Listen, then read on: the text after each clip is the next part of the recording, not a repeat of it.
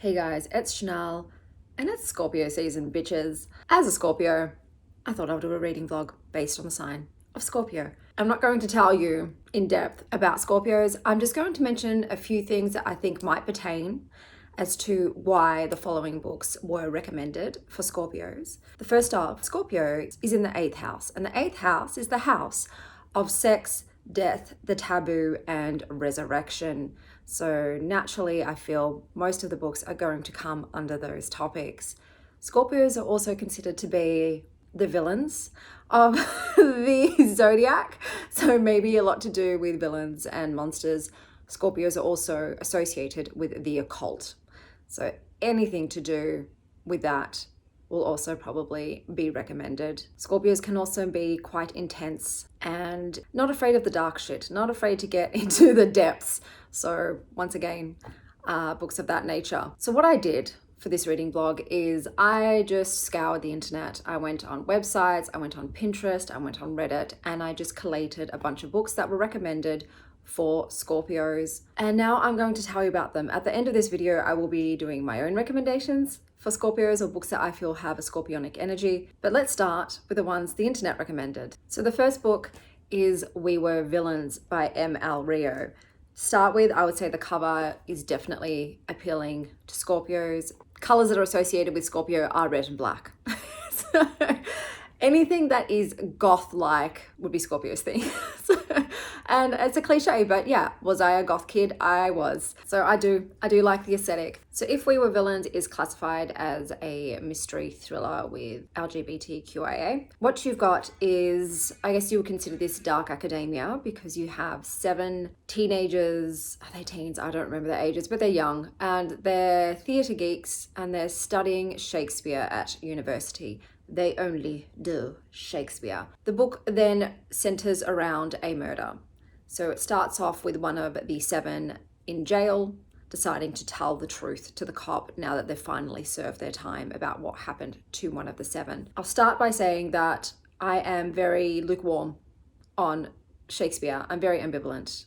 Like most human beings, we studied it to death in school. I did play Oberon in A Midsummer Night's Dream. I always auditioned for the male parts and I did like it. That's probably my favorite Shakespearean play, but I neither hate nor like Shakespeare.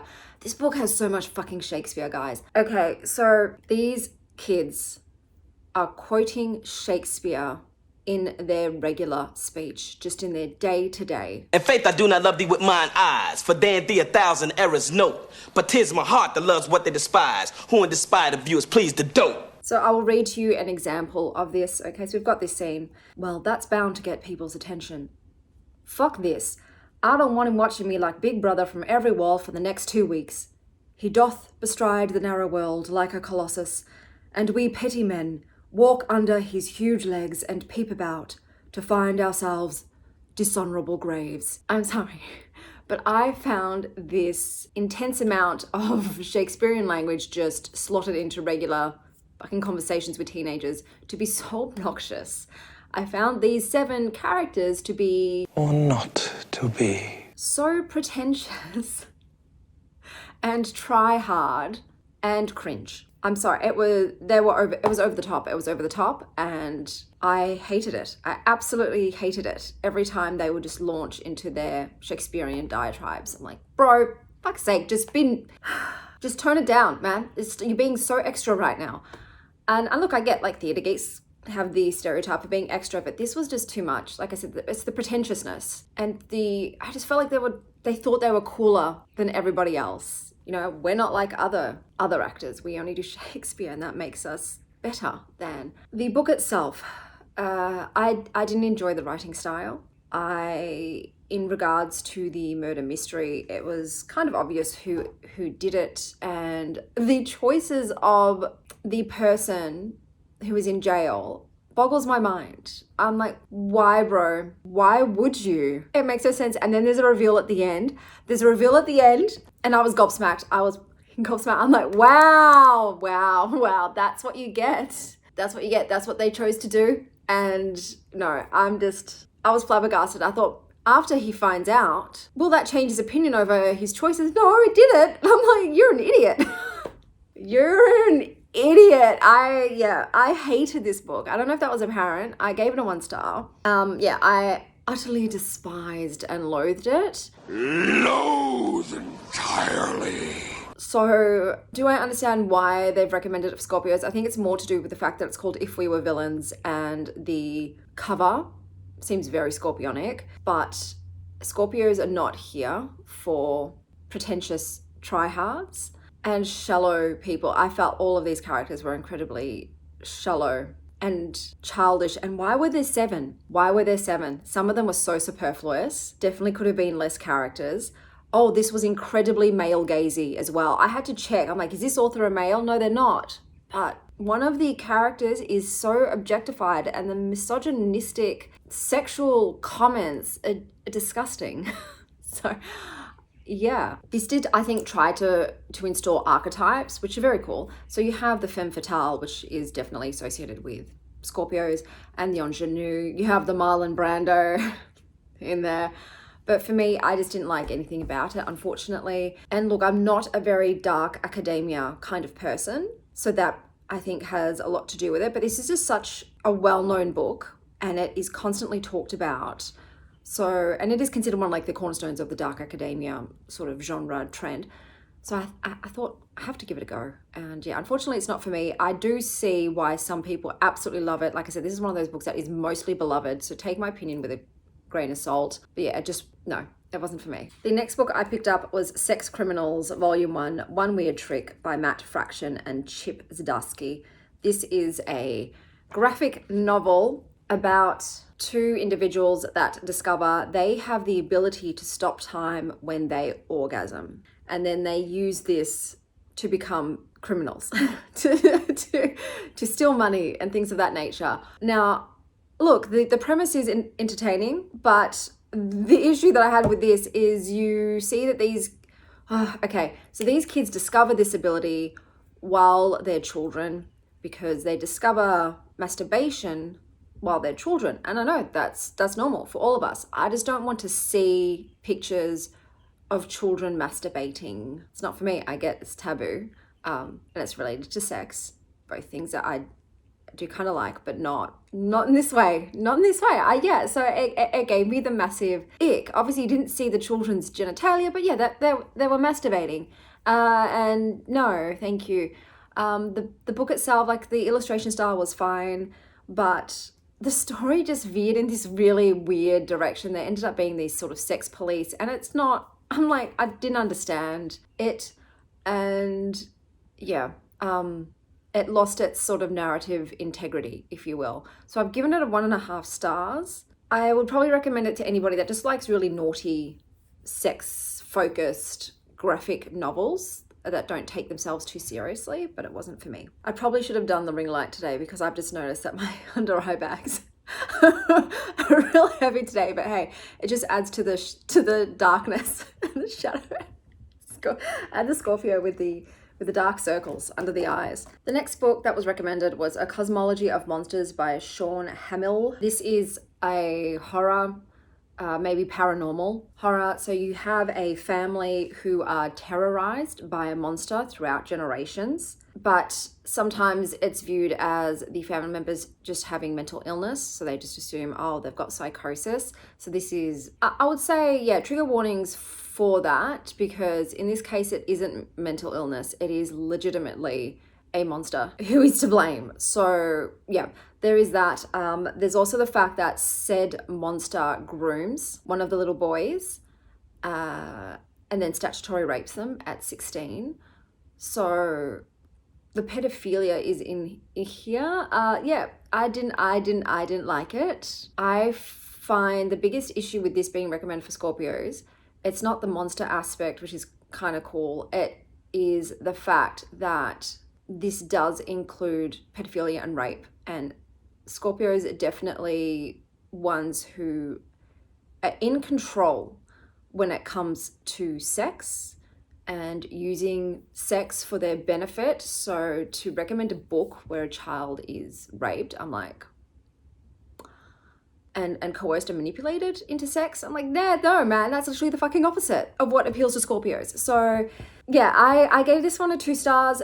Like I said, that besides that aspect of this monster, the other parts of the book were kind of cool, the way that it was shown throughout time.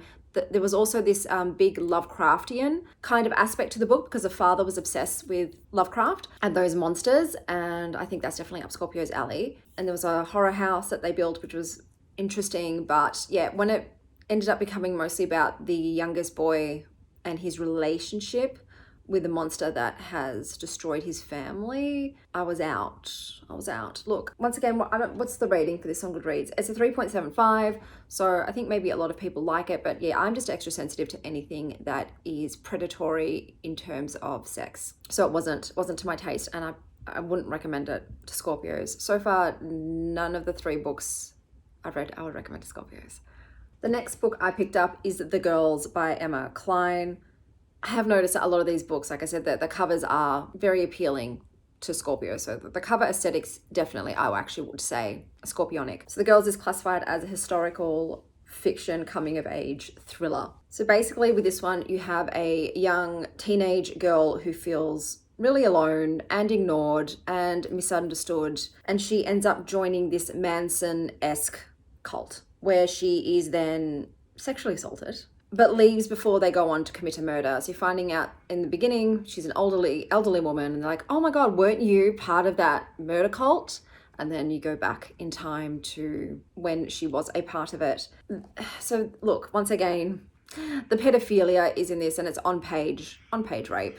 So not for me, thank you. So in the book, you spend a lot of time with her after the cult. So when she's an elderly woman, really didn't need a lot of those scenes. They felt very unnecessary and definitely slowed the pace of this book. And then you find her time leading up to when she was with the cult, and she's only with the cult for a very short period, and she's not with them for the murder. And they don't show you anything that happens from the point where the cult murders people and she's obviously left to when she's an old woman. So it's like, well, I'm more interested to know how her life and her personality was affected by that very gruesome, violent incident that she could very much could have been a part of, but luckily was not. So in the end, this ended up feeling like a lot of other cult books. If you've read cult books, a lot of them are very same. This was very much the same way. It was nothing fantastic. Like I said, it was a bit slow paced, and it was a bit boring considering the heavy subject matter. Like I said, the scenes with her as an older woman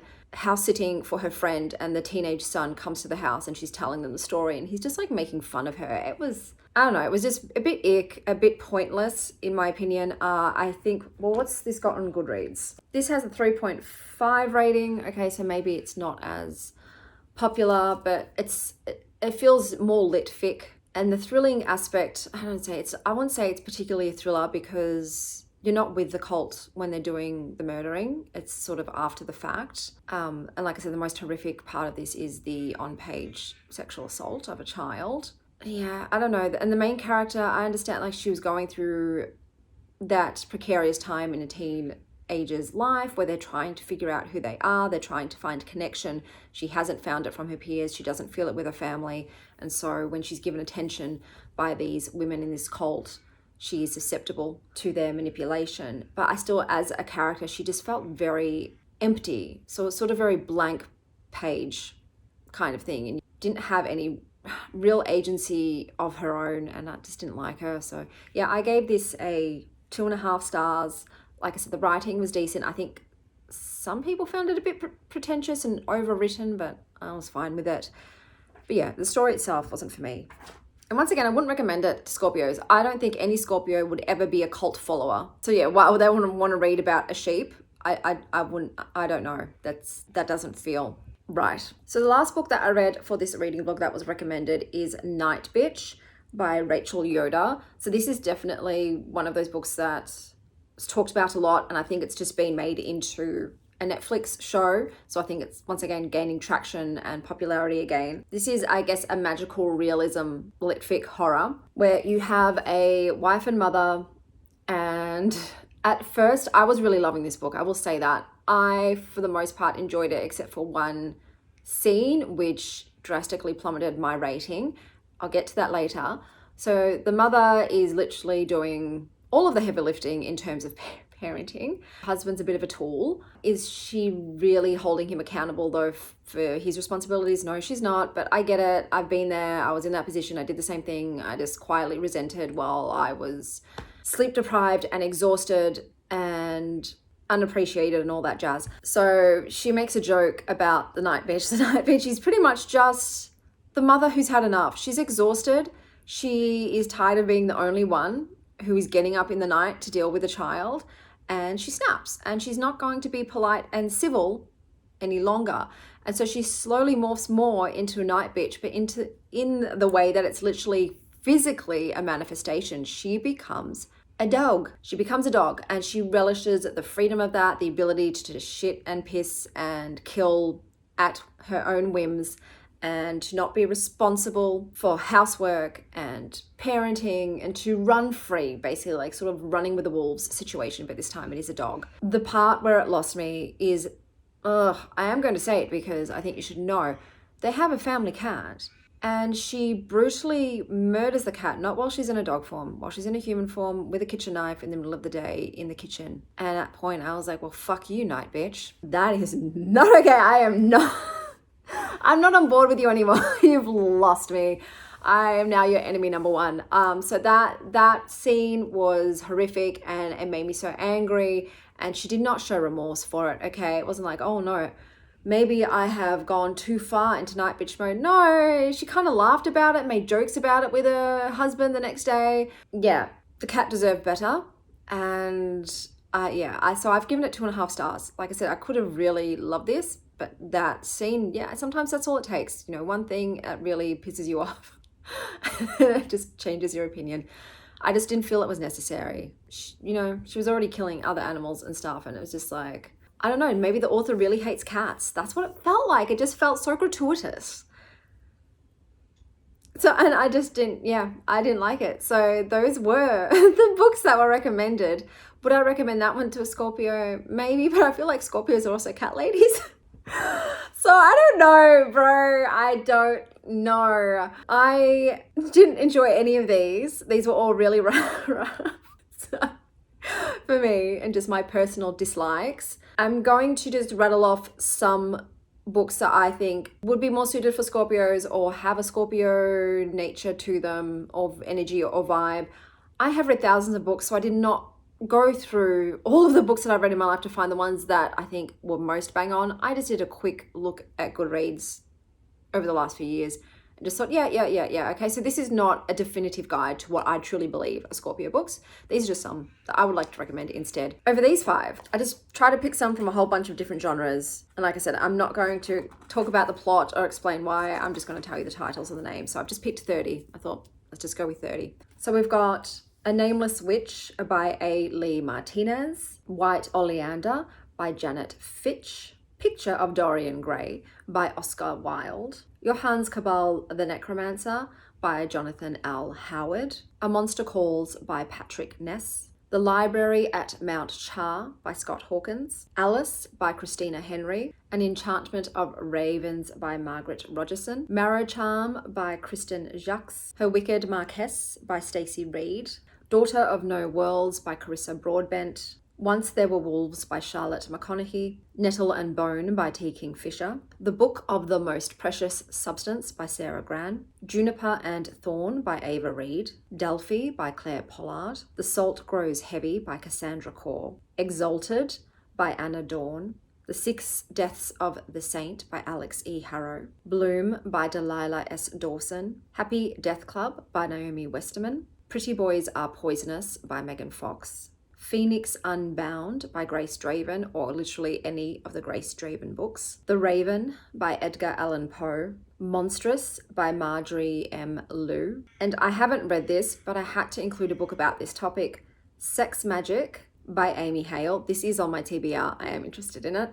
And Kate, who is a Libran Scorpio cusp, wanted to add a few of her own. So she said anything that's by Lovecraft. Shotgun to the Head by Sol Williams, Frankenstein by Mary Shelley, and L'Image Obscene by Gilles Tontini. Tondini. So this was my Scorpio themed reading vlog. I did have a whole other thing planned. I was going to go and visit cafes that I thought fit the Scorpio vibe and order food that I thought Scorpios would like. But unfortunately, I have injured my foot. And how did I do that, you say?